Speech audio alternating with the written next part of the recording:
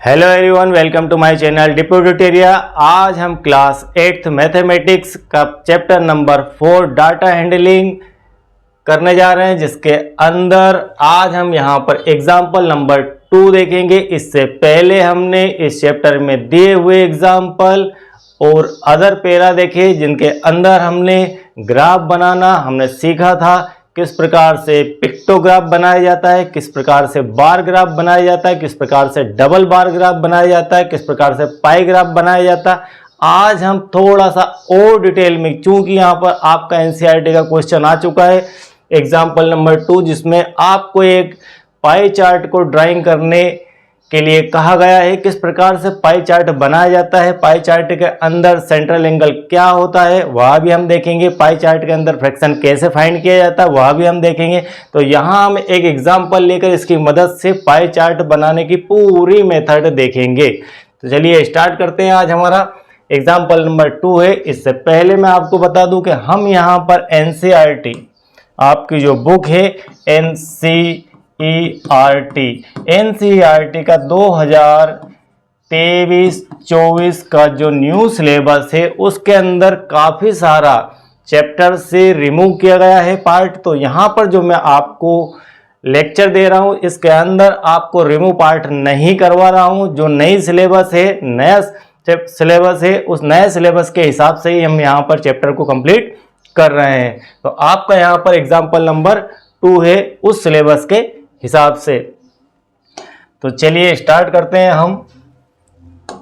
हमें यहाँ पर दिया एग्जाम्पल नंबर 2 के अंदर ये ड्राइंग 4.2.1 है, ड्राइंग पाई चार्ट। यहाँ पर हमें एक पाई चार्ट को डिजाइन करना है और इस प्रकार से आपको एक टेबल वहाँ पर दी गई है कि एक शॉपकीपर, यहाँ पर आपको जो एग्जाम्पल दिया गया है वो इस प्रकार से दिया गया है कि एक शॉपकीपर है।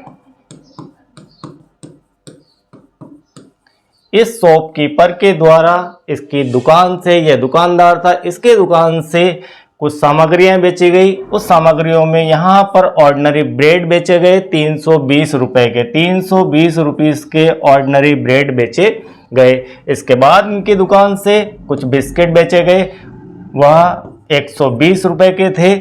उसके बाद केक्स और पेस्ट्री बेची गई 160 रुपए की, फ्रूट ब्रेड बेचे गए 80 रुपए की और अदर सामग्रियां बेची गई 40 रुपए की। इस प्रकार से इन्होंने यहाँ पर कुछ सामग्रियों की बिक्री की। यह आपको एक एग्जाम्पल में दिया गया है कि यहाँ पर 320 रुपए के ब्रेड, बिस्किट 120 के, केक 160 के और फ्रूट ब्रेड 80 रुपए के और अदर जो है कुछ सामग्रियां मिलाकर 40 रुपए की यहाँ पर बेची गई। पहले हम यह देखते हैं कि कुल सामग्री कितने रुपए की यहाँ पर बेची गई। तो इसे हम ऐड कर लेते हैं कि कितने रुपए की कुल सामग्री, क्योंकि हमें क्वेश्चन में पाई चार्ट बनाने को कहा गया है। तो किस प्रकार से पाई चार्ट बनाया जाता है, इस प्रकार से आपको एक डाटा दिया जाएगा कि एक दुकानदार हुआ, कार की बिक्री हुई, बनाए गए रन हुए, कई प्रकार से आपका कोई भी डाटा लेकर यहाँ पर इस प्रकार से टेबल के अंदर अरेंज करके दे दिया जाएगा। फिर आपको पाई चार्ट बनाना है इसका। तो यहाँ पर जो बिक्री हुई है, जो सेल हुई है, वो क्या क्या हुई है, 320 रुपीस की एक सेल हुई है, उसके बाद 120 रुपए की एक सेल हुई है, फिर 160 रुपए की हुई है, फिर 80 रुपए और फिर 40 रुपए। सबसे पहले दिए गए डाटा को हम ऐड करेंगे और ऐसा क्यों करेंगे इसका रीजन आपको आगे मिलने वाला है। तो पहले हमें सबसे पहले दिए गए डाटा को, जब पाई चार्ट बनाना हो तो दिए गए डाटा को हम ऐड करेंगे कि टोटल डाटा कितना है हमारे पास। तो यहाँ पर मैं इसे डाटा कहूँगा, क्योंकि यहाँ पर दुकानदार की चीज़ों की बिक्री रुपए में दी गई है या संख्याओं में भी हो सकती थी, ये खिलाड़ियों के बनाए गए रन भी हो सकते थे, इसलिए हम उसे डाटा ही कहेंगे। तो यहाँ पर 0 आता है, 2 और 2 4 और 6 10 और 18 और 4 22 की 2, 3 और 1 4 और 5 और 2 7। कुल मिलाकर जो हमारा टोटल है वह है 720। यहाँ पर 720 रुपए की सेल दुकानदार के द्वारा की गई है। तो सबसे पहले आपको पहली स्टेप है कि दिए गए डाटा का आपको टोटल लगाना है। जो भी आपका डाटा दिया हो, जिस भी प्रकार का दिया हो, आपको उस डाटा का टोटल लगाना है। उसके बाद क्या करना है, फिर हमें पाई चार्ट की तरफ चलना है। तो पाई चार्ट एक्चुअल में होता क्या है, सबसे पहले हम पाई चार्ट के बारे में समझ लेते हैं कि यह पाई चार्ट होता क्या है। हम यहाँ पर फ्रैक्शन भी निकालेंगे और सेंट्रल एंगल भी निकालेंगे।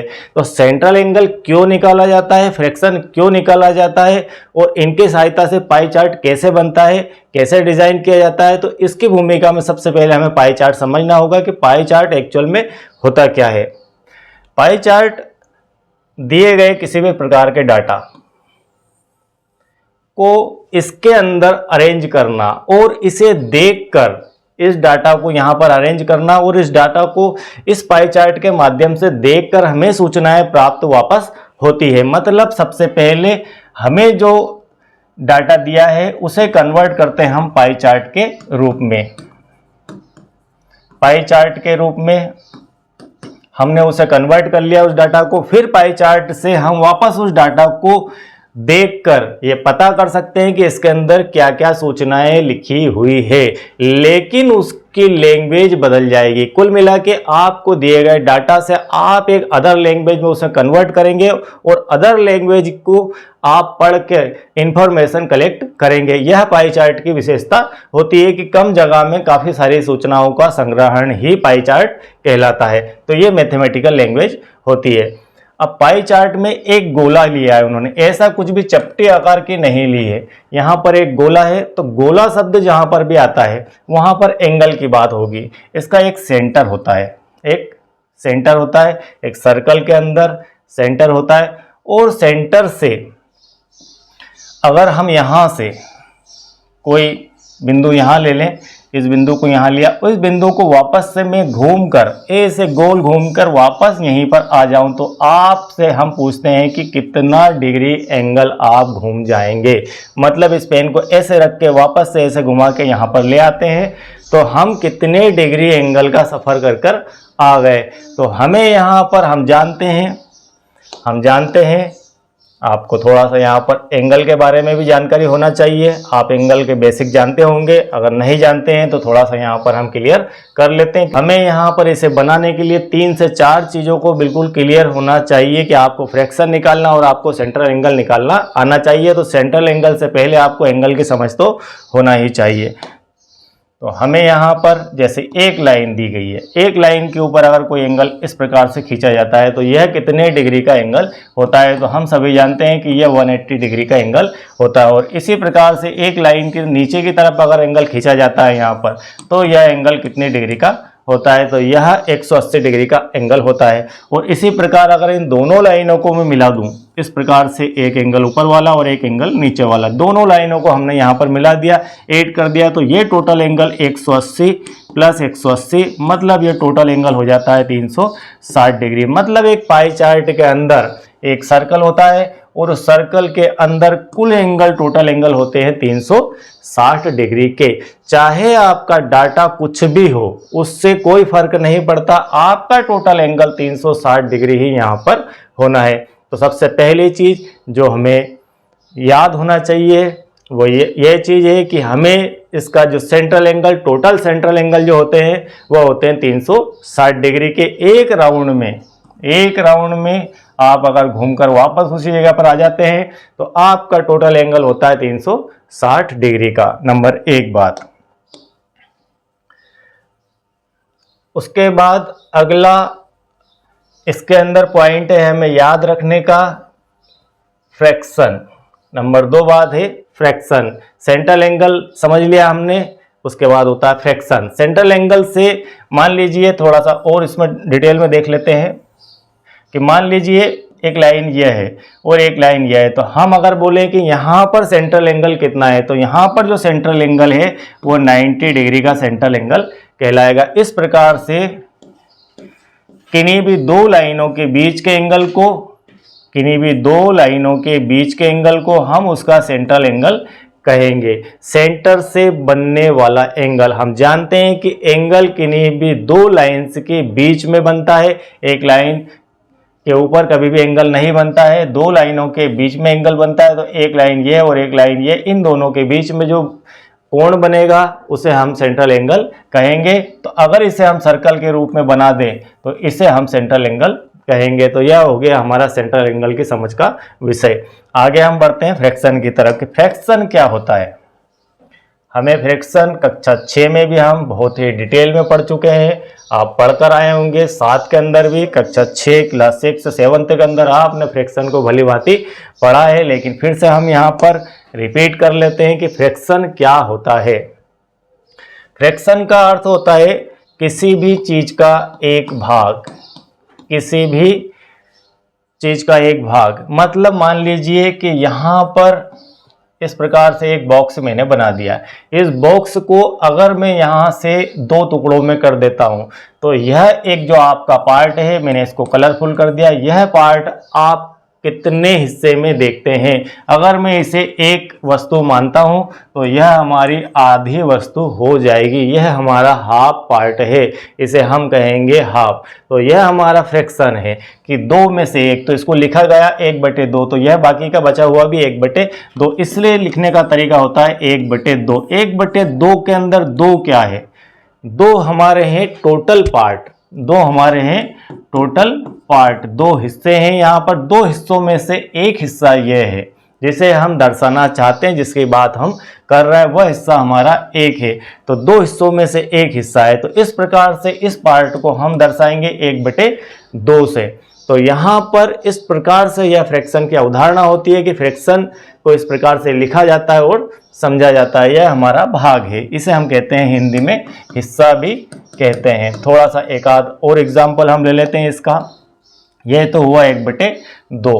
अगर हम किसी भी वस्तु को 3 हिस्सों में बांट दें, मान लीजिए कोई एक ये वस्तु है, इस वस्तु को मैंने यहाँ पर 3 पार्ट में बांट दिया, 3 पार्ट में से एक पार्ट को मैंने यहाँ पर कलरफुल कर दिया, एक पार्ट कलरफुल कर दिया और आपसे पूछा कि यह जो कलरफुल पार्ट है, अभी हम भी इसके अवधारणा से इसके अवधारणा को मिला देंगे। यह कॉन्सेप्ट और यह कॉन्सेप्ट एक ही कॉन्सेप्ट है। यहाँ हमारी आकृति गोल है और यहाँ पर जो आकृति है हमारी चपटी है। तो यहाँ पर हम कहें कि यह जो पार्ट है, यह पार्ट कितने हिस्सों में है, या इस पार्ट का क्या हिस्सा है, क्या पार्ट फ्रैक्शन है, तो हम कह सकते हैं यहाँ पर कुल इसके बराबर 1, 1 और 1, कुल मिलाकर अगर हम देखें इसको तो यहाँ पर पार्ट की संख्या होती है 3 पार्ट में से हमारा यह वाला पार्ट कलरफुल है, मतलब इस कलरफुल पार्ट को हम कहेंगे 1/3। यह हमारा फ्रैक्शन है 1/3। तो यह फ्रैक्शन की अवधारणा होती है, यह फ्रैक्शन का मूल कॉन्सेप्ट है कि फ्रैक्शन को इस प्रकार से समझा जाता है और इस प्रकार से पढ़ा जाता है। तो इस क्वेश्चन के अंदर हमें सबसे पहले फ्रैक्शन निकालना है, उसके बाद हमें पाई चार्ट को डिजाइन करना है। यह इतना आसान भी नहीं होता जितना आसान आपके टीचर आपकी क्लास में बता देते हैं कि इस प्रकार से आप इसे डिजाइन कर लेना। एक्चुअल में यह हमारा जो डाटा है, इस डाटे को फ्रैक्शन में कन्वर्ट करना, उसके बाद उसका सेंट्रल एंगल निकालना। और सेंट्रल एंगल क्यों निकाला जाता है? क्योंकि हमें एंगल से ही पाई चार्ट बनाना है। जनरली आप सीधी सीधी स्केल से लाइनें खींच देते हैं आड़ी टेढ़ी और एक चार्ट बन गया और इसे हम कह देते हैं पाई चार्ट। पाई चार्ट ऐसा कोई गोल आकार की वस्तु नहीं है जिसे यह चित्र नहीं है इसकी, वैसे ही इसे स्केल की सहायता से खींच दिया जाए। इसके अंदर आपको एंगल की समझ होना चाहिए और प्रॉपर एंगल होना चाहिए। अब हम आपको बताएंगे किस प्रकार से एंगल यहाँ पर बनाना है और कितने एंगल का आपको लाइन खींचनी है और क्यों खींचनी है। तो सबसे पहले हम यहाँ पर एक एक वस्तु का फ्रैक्शन निकाल लेते हैं कि यहाँ पर 320 हमने अभी टोटल देखा था, इसका टोटल है, फिर से हम एक बार लिख देते हैं यहाँ पर 720, इसका टोटल था 720। किन किन का टोटल? इन सभी का 320, 120, 160, 80 और 40 का टोटल 720 होता है। हम 320 का फ्रैक्शन सबसे पहले निकालते हैं। 320 का फ्रैक्शन निकालते हैं। फ्रैक्शन 320 का निकालना है, कहने का अर्थ ये है कि 1, 2, 3, 4 और 5, यहाँ पर 5 टाइप की वस्तुएं हैं, ये 5 प्रकार के वेरिएशन है वस्तुओं के। उन वेरिएशन में से पहला जो पार्ट है वो 320 है। तो 720 का 320 कौन सा पार्ट है? 720 में 320 कौन सा हिस्सा? अगर हम आपसे कहें कि 100 रुपये में 20 रुपये कौन सा हिस्सा है, तो आप कह सकते हैं कि यह जो है 1/5 भाग है। ये कह सकते हैं कि यह 1/5 भाग है। कैसे पता चला? हमने 100 को लिख दिया 20 गुणित 5, इस प्रकार से आप इसे लिख सकते हैं 20 गुणित 5। 20 गुणित 5 मतलब 20 के 5 टुकड़े, 20-20 के 5 टुकड़े, तो यह जो 20 है वो एक टुकड़ा है 5 में से। तो हम इसे कह सकते हैं कि ये 1/5 भाग है। फिर से एक बार इसको अगेन रिपीट कर देते हैं कि मान लीजिए 100 रुपये में से 20 रुपये आपसे कहा जाए कि कौन सा पार्ट है, कौन सा भाग है 100 रुपये का 20 रुपये, 100 रुपये का 20 रुपये कौन सा भाग है। तो आप जनरली देखकर बता परसेंटेज में बता देंगे कि यह 20% है, लेकिन आपको कहा जाए कि यह भाग कितना है, तब थोड़ा सा आप कंफ्यूज हो जाते हैं। तो 100 रुपये को हम लिख सकते हैं 20 गुणित 5। 20 गुणित 5 का अर्थ है कि 20 प्लस 20 प्लस 20 प्लस 20 और प्लस 20, इसका अर्थ है यहाँ पर 100। आप थोड़ी सी इसकी बेसिक समझ लीजिए।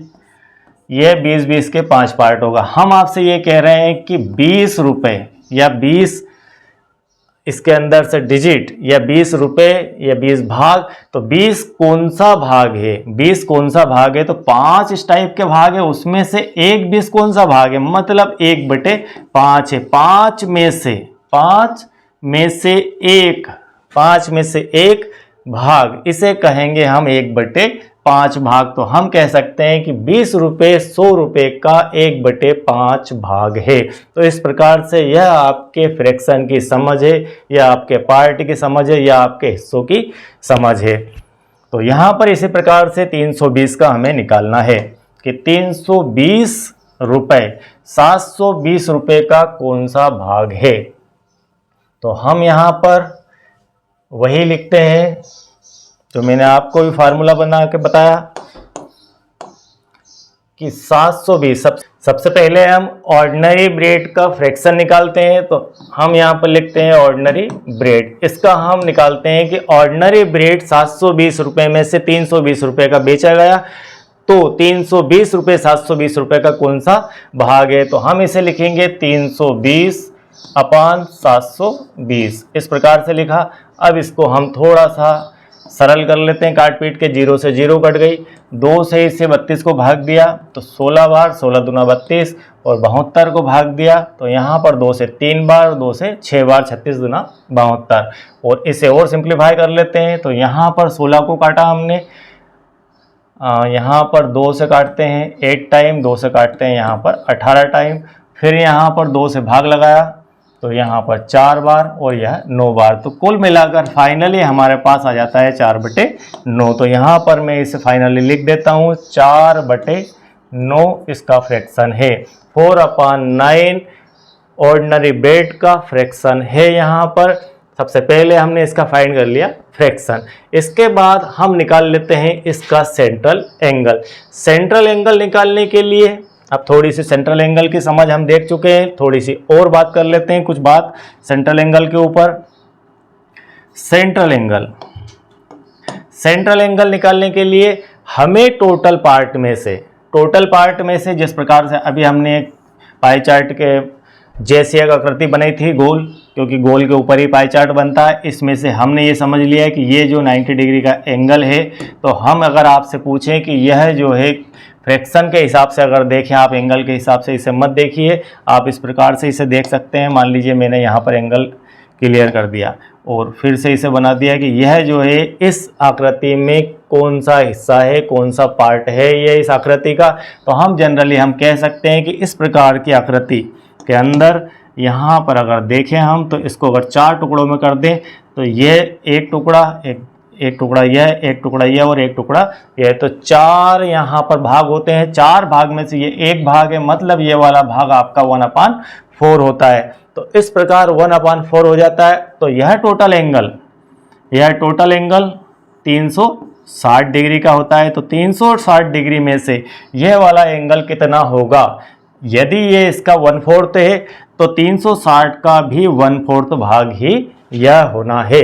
तो इस फ्रैक्शन की सहायता से हम सेंट्रल एंगल फाइंड करते हैं, इसलिए हमें फ्रैक्शन की आवश्यकता होती है। तो यहाँ पर 4 से अगर इसे काट देंगे तो यहाँ पर आ जाता है 90 डिग्री, और हम सभी जानते हैं कि यह जो है एंगल 90 डिग्री का समकोण है। तो यहाँ पर यह एंगल 90 डिग्री का होता है, 90 डिग्री का होता है। यह हम जानते हैं कि एक इस प्रकार की लाइन 2 हो हॉरिजॉन्टल वर्टिकल, तो यहाँ पर जो एंगल होता है 90 डिग्री का होता है। लेकिन यहाँ पर हमने इसे प्रूव करके देखा कि क्या इस प्रकार से हम इसे फ्रैक्शन की सहायता से भी एंगल निकाल सकते हैं क्या। फिर एक बार रिपीट कर देते हैं कि इस आकृति के अंदर 4 पार्ट थे, 4 पार्ट हमने कर लिए बराबर बराबर।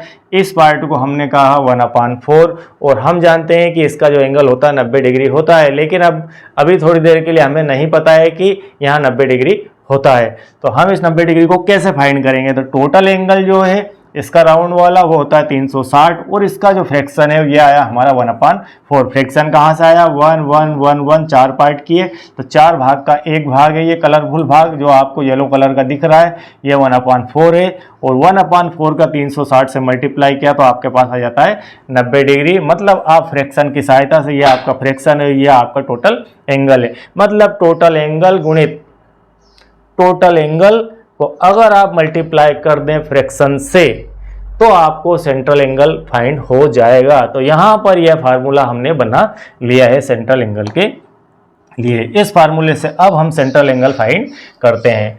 तो आपको सेंट्रल एंगल की समझ अगर प्रॉपर आ जाए तो आप बहुत ही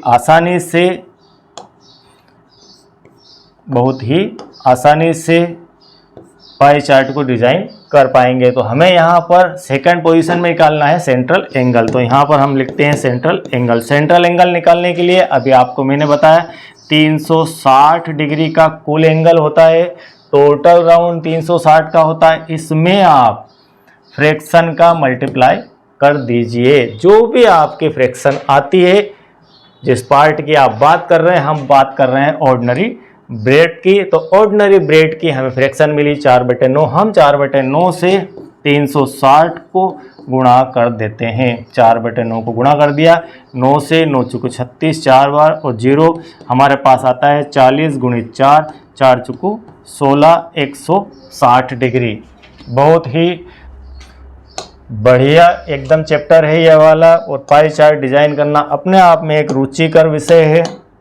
160 अभी हम थोड़ी देर बाद इसको बनाएंगे। आपको मैं बताऊंगा किस प्रकार से आपको अपने टूल्स का यूज़ भी करना है। आपके कंपास बॉक्स में जो टूल्स दिए होते हैं उनकी आवश्यकता भी यहाँ पर लगने वाली। तो हमने ऑर्डिनरी ब्रेड के लिए दिया था इसकी सेल रुपीज़ में 320, टोटल सेल थी 720। उसका फ्रैक्शन निकाला 4/9 और फ्रैक्शन की सहायता से 4/9 जो फ्रैक्शन आया था उसकी सहायता से हमने सेंट्रल एंगल निकाल लिया 160 डिग्री। अब हम इस प्रकार से एक एक करके इन सभी का सेंट्रल एंगल भी निकाल लेते हैं। तो हमारा सेकंड है बिस्किट। बिस्किट का हमें सेंट्रल एंगल निकालना है। बिस्किट का सेंट्रल एंगल निकालना है और बिस्किट का फ्रैक्शन भी निकालना है। तो सबसे पहले हम निकाल लेते हैं फ्रैक्शन। ये बिस्किट ले लिया मैंने। तो बिस्किट का हमें बिस्किट का फ्रैक्शन निकालना है। तो फ्रैक्शन निकालने के लिए मेथड सभी की सेम ही रहेगी। 120/720, 0 से 0 कट गई। 12 के टेबल में क्या 72 आता है, तो आता है 6 टाइम। तो यहाँ पर 1/6 इसकी फ्रैक्शन होती है। 1/6 फ्रैक्शन होती है। फिर इसका सेंट्रल एंगल क्या होगा, तो हम इसका सेंट्रल एंगल भी निकाल लेते हैं। सेंट्रल एंगल निकालने के लिए हम 360 डिग्री का टोटल एंगल में उसका फ्रैक्शन का मल्टीप्लाई कर देते हैं। 6 से इसको डिवाइड किया तो 6 बार और 0 कुल मिला के यहाँ पर आ चुका है हमारे पास 60 डिग्री। हम इसे इसके टेबल के सामने लिख देते हैं कि हमारा जो फ्रैक्शन आया है 1/6 आया है और इसका सेंट्रल एंगल 1/6 का आ गया है हमारे पास 60 डिग्री। अब हम केक की तरफ चलते हैं। जस्ट इसी टाइप से नंबर 3 आपकी सामग्री है, आपकी वस्तु है, वह है केक। तो केक को निकाल लेते हैं। यहाँ पर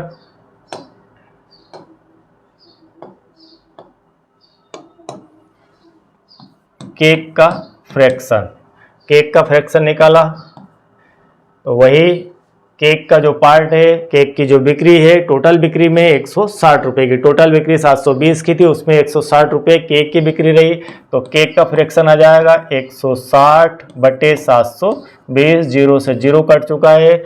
अब यहाँ पर 2 से इसे 8 बार काट देते हैं, 2 से इसे 36 बार काट देते हैं, 2 से इसे 4 बार काट देते हैं, 2 से इसे 18 बार काट देते हैं, 2 से 2 बार, 2 से 9 बार। कुल मिला के यह आपका आ गया फाइनली 2/9। 2/9 आपके केक का पार्ट है, 2/9 फ्रैक्शन है इस टोटल के अंदर। अब हम इसका सेंट्रल एंगल निकाल लेते हैं। सेंट्रल एंगल निकाला तो वही 360 डिग्री गुणित आपका फ्रैक्शन 2/9। तो आप इसे काट दीजिए, 9 चौको 36, सिंप्लीफाई कर लीजिए, 40 गुणित 2 मतलब यहाँ पर आ चुका है 80 डिग्री। चूँकि यहाँ 360 डिग्री था, डिग्री में चल रही, तो हमारा फाइनली मल्टीप्लाई भी डिग्री में ही आना है 80 डिग्री। तो यहाँ पर हम इसे नोट डाउन कर देते हैं चार्ट के ऊपर। यहाँ पर केक का फ्रैक्शन है 2/9 और इसका सेंट्रल एंगल है 80 डिग्री। आप देखते जाइए, बहुत ही शानदार सब्जेक्ट है ये। अब हमें आगे फ्रूट ब्रेड का निकालना है। फ्रूट ब्रेड का हम निकालते हैं सबसे पहले फ्रैक्शन के। फ्रैक्शन कितना पार्ट है इसका? चौथा हमारा है फ्रैक्शन।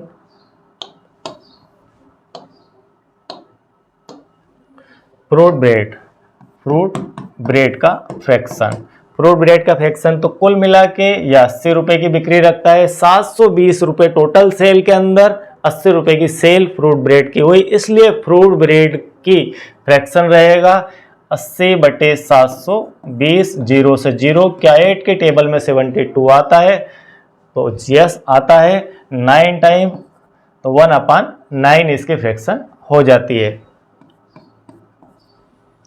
अब हमें इसका निकालना है सेंट्रल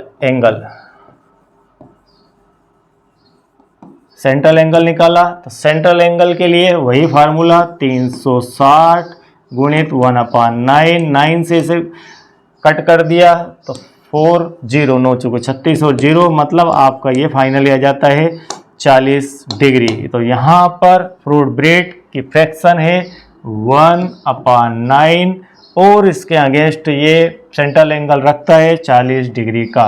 तो यहाँ पर 40 डिग्री का सेंट्रल एंगल है। अब हमारे पास बचता है अदर वर्ड। अदर में उस दुकान पर बिकने वाली दूसरी वस्तुएं सभी आ जाएगी और सभी वस्तुओं को मिलाकर बिक्री हुई 40 रुपये की। अब 40 रुपये का हम निकालते हैं सबसे पहले फ्रैक्शन। तो पांचवा हमारा है अदर का फ्रैक्शन।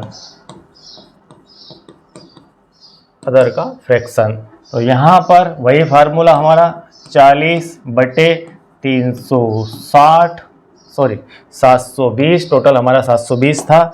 720 यहाँ पर 0 तो 4 की टेबल में क्या 72 आता है, पहले इसे काट देते हैं 1 टाइम, 3 बचा और 4 32 18 मतलब 1/18।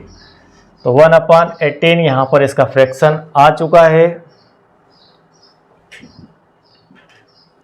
अब हम इसका निकाल लेते हैं सेंट्रल एंगल।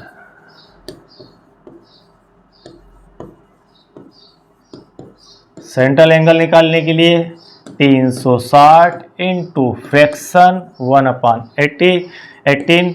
तो यहाँ पर इसे भाग लगा देते हैं, 18 दूना 36 0 कुल मिला के 20 डिग्री आपका यहाँ पर आ चुका है सेंट्रल एंगल। तो इसे हम नोट डाउन कर देते हैं इसकी टेबल के अंदर और फिर हम डिज़ाइन करेंगे हमारी पाई चार्ट की। तो 1/18 आपका यह फ्रैक्शन आ चुका है और यहाँ पर 20 डिग्री आपका सेंट्रल एंगल है। अब सबसे पहले हमने जो फाइंड की है वैल्यू उनको थोड़ा सा समझ लेते हैं, इस डाटा का एनालिसिस कर लेते हैं कि क्या इस डाटा के अंदर राज छुपे हुए हैं, ये डाटा किस प्रकार से बनता है और फाइनली बनकर आता है तो इसके अंदर क्या क्या विशेषताएं होती है। हमने यहाँ पर टोटल निकाला था 720। अब इस फ्रैक्शन को अगर आप टोटल करेंगे तो क्या आएगा और सेंट्रल एंगल को टोटल करेंगे तो क्या आएगा, ये देखो। सेंट्रल एंगल हमारे पास आए, सबसे पहले हम एक एक की बात कर लेते हैं। सेंट्रल एंगल ये टोटल सेंट्रल एंगल हमारे पास आए हैं, क्या क्या आए हैं, 160 आया एक, तो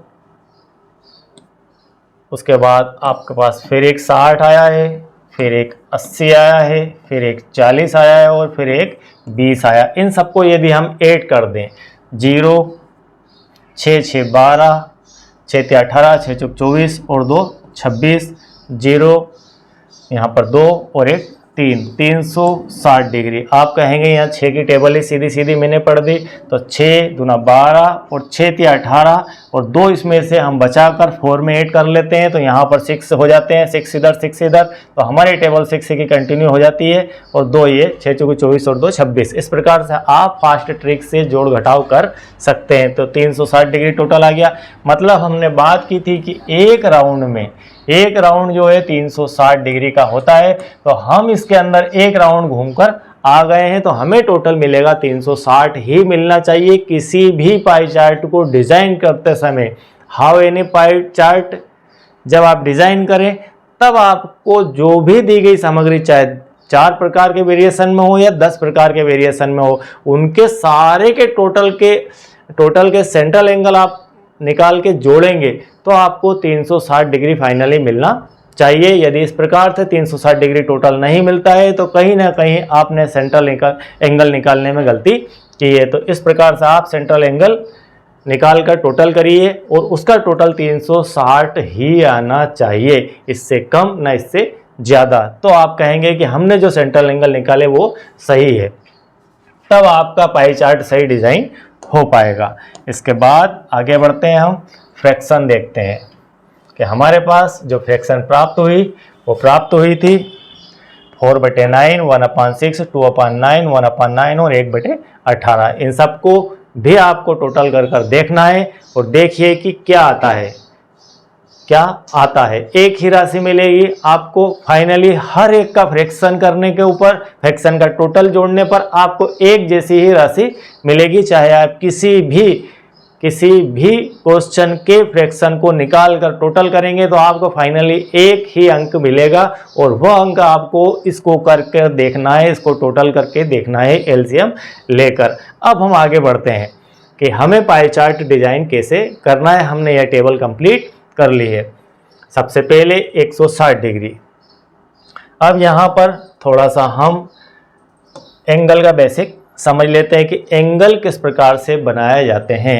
एंगल किस प्रकार से बनाया जाता है, यह आपका एक डी होता है जिसे आप जनरली आपके कंपास बॉक्स में ये रखा हुआ रहता है। ये एक ऐसी सामग्री, एक ऐसा टूल है जो साल भर आपके साथ स्कूल जाता है और वापस स्कूल से आपके घर आ जाता है और निरंतर वह स्कूल से घर और घर से स्कूल होता चला जाता है और साल पूरा हो जाता है और यह बेचारा काम ही नहीं आता है। जनरली इसका यूज़ बहुत ज़्यादा जगह मैथमेटिक्स में होता है, लेकिन हम इसका यूज़ करते ही नहीं है। आपके टीचर साल में एक बार कभी इसकी धूल साफ करवा देते हैं और वापस एक आध 10-20 मिनट में इसे कंपास बॉक्स में अंदर रख दिया जाता है। ऐसा इसका यूज़ नहीं है। इसका जनरली हर जगह यूज़ होता है। बहुत ही इम्पोर्टेंट टूल है ये, इसीलिए इसको कंपास के अंदर दिया जाता है। तो सबसे पहले हमें 160 डिग्री का एंगल बनाना है। मान लीजिए आपने 160 डिग्री का एंगल बनाना है, तो कैसे बनाएंगे। पहले आपको एंगल की समझ बता रहा हूं मैं कि एंगल किस प्रकार से बनाया जाता है। 160 डिग्री में यह हमारा 0 से भी चालू हो रहा है और 180 से एंड हो रहा है, तो यहाँ हम 0 से बात करेंगे। सबसे पहले हम यहाँ से स्टार्ट हुए 0 से, हमें 160 डिग्री का, तो यहाँ पर आ गए हम 90 डिग्री। यह एक लाइन, यह है, 2 लाइनों के बीच में हमें एंगल बनाना होता है। तो हम यहाँ से 160 डिग्री चलते हैं, तो यहाँ पर फाइनली हमारा हो जाता है 160 डिग्री। यह जो एंगल है, यह एंगल हमारा कहलाता है 160 डिग्री का। 160 डिग्री का आपका यह एंगल हो चुका है। यह एंगल 160 डिग्री का बन चुका है। Number 1 angle 160 degree. अब इसे हम यहाँ से हटा देते हैं। 160 डिग्री का एंगल बन गया है। हमारे पास इस प्रकार के कोई आकृति को डिजाइन करना है।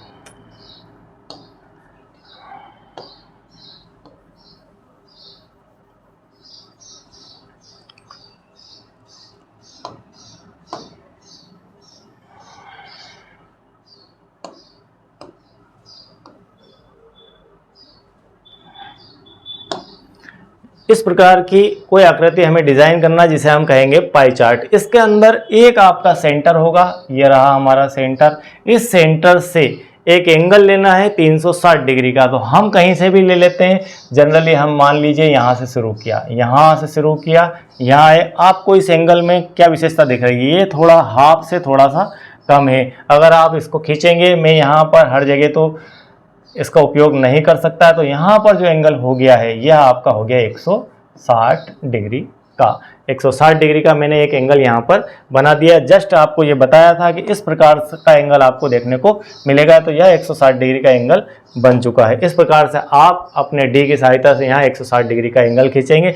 मतलब ये ऑर्डिनरी ब्रेड की आपकी यह पोजीशन हो गई कि यह ऑर्डिनरी ब्रेड जो था यहाँ पर, यह वाला पार्ट, यह पार्ट आपका ऑर्डिनरी ब्रेड को बता रहा है, और इसका सेंट्रल एंगल 160 था, और इसका जो भाग है वह 4/9 पार्ट रखता है। यह आपका जो पार्ट है यह 4/9 पार्ट, तो 4/9 पार्ट यह रखता है। इस टोटल पार्ट को अगर हम 1 कहें तो उसमें से 4/9 भाग यहाँ पर ऑर्डिनरी ब्रेड घेर कर बैठा है। तो 4/9 मतलब यहाँ पर इसका एंगल हो गया 160 डिग्री। फिर हमें निकालना है 120 के लिए, तो 120 का जो एंगल है हमारा वह है 60 डिग्री का। तो 60 डिग्री का जब हम एंगल खींचते हैं तो आपको एंगल की थोड़ी सी समझ यह होना चाहिए कि मान लीजिए एक लाइन ये खींची, मैं इसका साइड से ही खींचना चाहता हूं, तो यह जो लाइन अगर इस प्रकार से अगर मैं खींच देता हूं, यह एंगल हो जाएगा आपका 90 डिग्री का। तो 90 डिग्री से कम मतलब इसके 20 से अगर हम एक लाइन निकाल ले तो यह जो एंगल है ये आपका बनता है 45 डिग्री का। मतलब 45 से ज़्यादा है, वो 90 से कम है, मतलब लगभग ये मान के चलिए कि यहाँ पर आपका एंगल इस प्रकार से मिल जाएगा। तो यहाँ पर यह एंगल आपका लगभग इस प्रकार से मिल गया, और यह एंगल आपका हो गया है 60 डिग्री का। इस प्रकार से यह एंगल 60 डिग्री का आप बना दीजिए। आपने एक एंगल 160 डिग्री का बना दिया, दूसरा एंगल आपने बनाया है 60 डिग्री का, तीसरा एंगल हमें बनाना है 80 डिग्री का। तो 80 डिग्री का एंगल बनाएंगे तो कुछ मान लीजिए हमारा यहाँ से हम इसे अगर 90 का बनाए तो इस प्रकार से यहाँ से एक सीधी लाइन तो आपकी हो जाएगी 90 की, तो उससे थोड़ा सा इस तरफ आपका ये जो एंगल है यह एंगल हो जाएगा 80 डिग्री का। तो यहाँ पर हमारा 80 डिग्री का एंगल हो गया। एक हो गया 60, 160, एक हो गया 60, एक हो गया 80। अब बचा 20 और 40 और 20। तो इन दो भागों में ये हमारा 60 डिग्री का बचता है। 60 डिग्री में हमने यहाँ पर दो पार्ट कर दिए, एक हमारा कर दिया 40 डिग्री का, ये हो गया 40 डिग्री, और एक हो गया 20 डिग्री। इस प्रकार से आप इस एंगल को खींचकर सेंट्रल एंगल की सहायता से इसको डिवाइड कर सकते हैं, और यह आपकी पाई चार्ट कंप्लीट बन चुकी है। तो इस प्रकार फाइनली पाई चार्ट को बनाया जाता है। तो पाई चार्ट बनाने की प्रक्रिया थोड़ी सी जटिल है, लेकिन हमें बार बार पाई चार्ट से क्वेश्चन पूछे जाते हैं। तो पाई चार्ट के बारे में आपको दिए गए डाटा को फिट करना, इस प्रकार की टेबल बनाना, टेबल बनाकर सबसे पहले उसका फ्रैक्शन निकालना, फ्रैक्शन फाइंड करना, फ्रैक्शन फाइंड करने के बाद उसका सेंट्रल एंगल निकालना, और सेंट्रल एंगल निकलने के बाद आप उसे एक राउंड सर्कल लेके उसके अंदर एक सेंटर लेके और सेंटर लेकर उसमें दिए गए एंगल को बनाकर पार्ट बनाना, ये हमारे हिस्से होते हैं। तो इस प्रकार से हमने इसको कई हिस्सों में बनाया है। अब हम थोड़ा सा इसका बेसिक समझ लेते हैं कि यह जो आपका पाई चार्ट है या और क्या क्या बातें कर रहा है, क्या क्या बोल रहा है, कि पाई चार्ट को देखकर आप क्या क्या जानकारियां। अब हम इसे यहाँ पर ले आए हैं आपके लिए। थोड़ा सा इसको बड़ा कर दिया है मैंने, यहाँ पर इसको बड़ा कर लेते हैं। ये क्या क्या आपसे बोल रहा है। यह आपका ब्रेड 320 था। इस टोटल पार्ट का इसका फिर से एक बार हम एनालिसिस करते हैं कि इसमें दी गई डाटा को आप इंफॉर्मेशन के रूप में कैसे यूज़ करेंगे, कैसे समझेंगे, इसकी इंफॉर्मेशन को बाहर कैसे निकालेंगे। तो यहाँ पर ये जो आपका दिया है ब्रेड, ये 320 है। ये टोटल जो एरिया था वो 720 का था। यह टोटल एरिया 720 का था। इस टोटल एरिया के अंदर जो क्वांटिटियां दी है उन सभी का टोटल 720 है। 320, 120, 160, 80 और 40 का टोटल 720 है। उसके अंदर से यह जो ब्रेड 320 था, यह 320 720 का 4/9 भाग था। 4/9 भाग। 4/9 भाग का अर्थ है कि इसके अंदर यदि मैं 9 भाग कर दूं 720 के मैं 9 पार्ट कर देता हूं तो 80 के 9 पार्ट हो जाएंगे। इस प्रकार से आप इसे समझ सकते हैं। 80 के 9 पार्ट हो जाएंगे। तो 80 के 9 पार्ट हो जाएंगे इस टोटल 720 के। उसमें से उसके अंदर से यह जो पार्ट है 320, यह 80 का कौन सा पार्ट है? तो 80 के 4 गुणा कर दें हम, 80 चौको 320। तो यहाँ पर 4 पार्ट है। 9 पार्ट में से 80 के 4 पार्ट इसके पास अवेलेबल है। तो यह जगह घेर रहा है। तो इस प्रकार अगर हम देखें तो 80 के 4 पार्ट इसमें बन जाएंगे। तो यहाँ पर 320 4/9 पार्ट के अंदर है। अब इसके बाद बिस्किट 120, तो यह आपका बिस्किट है, यह 120 में है। लेकिन इसको अगर देखा जाए तो इसका हिस्सा है 1/6। सबसे ज़्यादा जो बात फ्रैक्शन के अंदर कंफ्यूज करती है वह होती है कि हमने इसे 4/9 लिख दिया और इसे 1/6 लिख दिया। तो यह क्या है? ये 4/9 हो गया। अभी आपने बोला कि 80 के 9 पार्ट कर लो, उसमें से 80 के 4 पार्ट गुणा कर लिए और इसके 9 में से 4 भाग है। तो यहाँ पर कहा कि 6 में से 1 भाग है। तो यहाँ पर भी 9 में से, यहाँ 9 में से 4 थे तो यहाँ भी 9 में से कुछ भाग होना था। लेकिन नहीं, हम इसको अलग इंडिविजुअल रूप से देखेंगे। इसमें हम ये कह रहे हैं कि इस 720 को हम एक एक की बात करते हैं। ये बात इसकी खत्म हो गई। अब इसकी बात करते हैं हम, बिस्किट की बात करते हैं। यहां पर 1/6 लिखने का अर्थ है कि 720 को हम 6 हिस्सों में डिवाइड कर देते हैं। 6 हिस्सों में तोड़ दो आप, 6 हिस्सों में इसे तोड़ दीजिए। तो 6 से 120 के 6, 120 गुणित 6 करें तो 720 आ जाएगा। तो 120 क्या है? 120 हम इसको ऐसा भी लिख सकते हैं, 120 plus 120 plus 120 plus 120 plus 120 plus 120, इस प्रकार से भी हम इसे लिख सकते हैं। तो 120 120 120 को 6 बार लिख दिया हमने। 120 को 6 बार लिखा, उसमें से ये वाला एक 120 हम उठाते हैं। तो 6 120 में से एक 120, यह है फ्रैक्शन। यह है फ्रैक्शन। ये बिस्कुट 1/6 भाग इसलिए लिखा गया है। इसी प्रकार से केक 160 है। तो आप 160 के को कितनी बार जोड़ेंगे? हमने यहाँ पर लिखा है 160 के लिए 2/9। तो आप इसको इसी टाइप से गुणा भाग कीजिए कि ये कितने हिस्से बन सकते हैं। तो यहाँ पर 9 हिस्से बनाना होंगे हमें इसके। 720 के अगर 9 हिस्से बनाएंगे, हम यहाँ पर एक और समझा देते हैं आपको एक एग्जांपल। 720 को यह फ्रैक्शन है और यह फ्रैक्शन अगर आती है तो मैथमेटिक्स का 25% काम आपका हो जाएगा, क्योंकि फ्रैक्शन ही परसेंटेज है, फ्रैक्शन ही सेंट्रल एंगल है, सब जगह फ्रैक्शन है। अंकों के बाद अगर कोई चीज़, कोई अंक दुविधा में डालता है तो वह है फ्रैक्शन के अंक हमें, या फ्रैक्शन का टाइप के अंक।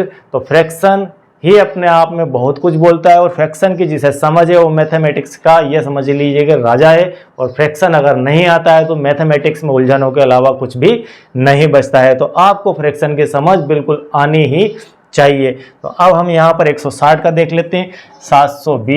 720 को हम लिख सकते हैं, 9 टुकड़े कर दीजिए इसके, 9 टुकड़े कर देते हैं तो 9 गुणित क्या लिख सकते हैं आप इसे? 8 9 72, मतलब आप ऐसा लिख सकते हैं 80 गुणित 9, क्योंकि 160 है यहाँ इसलिए हमने रेशो 80 में लिया है। अब आप देखिए इसे हम ऐसा लिख सकते हैं 80 प्लस 80 प्लस 80 प्लस 80, फिर इसे हम इसे 9 बार लिख देते हैं। ये हो गया आपका 4 और 4 8 और एक 9 बार लिख दिया है मैंने। 9 बार में टोटल आपका 80 से 720। अब इसमें 160 क्या है? 160 क्या है? हम थोड़ा सा यहाँ कलर चेंज कर लेते हैं और मैंने इन दोनों को उठा लिया। इन दोनों का टोटल है 160। 160। तो 160 क्या है, 9 भाग में से 2 भाग है 160, 9 भाग है, उसके अंदर 80-80 के 9 भाग है, 80-80 के 9 पार्ट है, उसके अंदर से 2 पार्ट है 160। तो यहाँ पर यह आपके फ्रैक्शन बताता है केक एंड पेस्ट्री की, कि यहाँ फ्रैक्शन 160 बनती है। इसी प्रकार से सभी की फ्रैक्शन को फाइंड किया जाता है और फ्रैक्शन निकालने के बाद में आप सेंट्रल एंगल निकालते हैं। सीधे सीधे फ्रैक्शन का मल्टीप्लाई आप 360 से कर दीजिए। यहाँ पर एक एंगल, एक ये एंगल, एक ये एंगल, एक ये वाला एंगल और एक ये वाला एंगल, ये हमारा आया था 120 डिग्री का एंगल। यह आपका 160 डिग्री का एंगल आया था। यह एंगल हमारा 160 डिग्री में आया था। यह एंगल हमारा 60 डिग्री का आया था। यह एंगल हमारा 80 डिग्री का आया था। यह एंगल हमारा 40 डिग्री का आया था और यह एंगल हमारा 20 डिग्री का आया था। तो इस प्रकार यह क्वेश्चन हमारा कंप्लीट होता है। एग्जाम्पल नंबर 2, इसके अंदर मैंने आपको इतना डिटेल में समझा दिया है कि शायद अब कुछ इस प्रश्नावली के अंदर पाई चार्ट से संबंध में कुछ बचता नहीं है। यहाँ पर लगभग सारी चीज़ों को हमने बारीकी से क्लियर कर लिया और इसके कॉन्सेप्ट भी समझ लिए हैं।